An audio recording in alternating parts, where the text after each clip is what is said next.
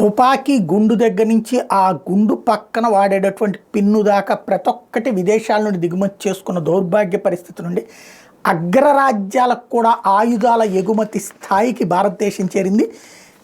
నరేంద్ర మోడీ వచ్చిన తర్వాత నుంచి ప్రారంభమైంది. 2013-14 టైంలో ఆరంభించితే అవల ఎండింగ్లోకి మోడీ వచ్చిన తర్వాత 696 కోట్ల రూపాయల ఎగుమతులు, రక్షణ ఎగుమతులు ఇండియా నుంచి జరిగినాయి. 14-15 1941, ఇప్పుడు 23-24 21,083 కోట్ల వెరైటీస్ మనం అంటే డబ్బులు అంత విలువైనటువంటి వాటిని పంపించాం. ఇప్పుడు రక్షణ పరికరాలకు సంబంధించినటువంటి రష్యా ఉక్రెయిన్ యుద్ధం, ఇజ్రాయెల్ హమాస్ మధ్య ఉద్రిక్తతల మూలంగా ఆయుధ సామాగ్రి, రక్షణ ఉపకరణాలకు అంతర్జాతీయ గిరాకీ పెరిగితే చైనా విధానాల వల్ల ఆసియా దేశాల్లో అభద్రతాభావం నెలకొనడంతో ఇండోనేషియా, మలేషియా, ఫిలిప్పీన్స్, వియత్నాం దేశాలు తమ రక్షణ వ్యవస్థను బలోపేతం చేసుకునేందుకు భారత్ దగ్గర నుంచి ఆయుధాలు కొంటున్నాయి.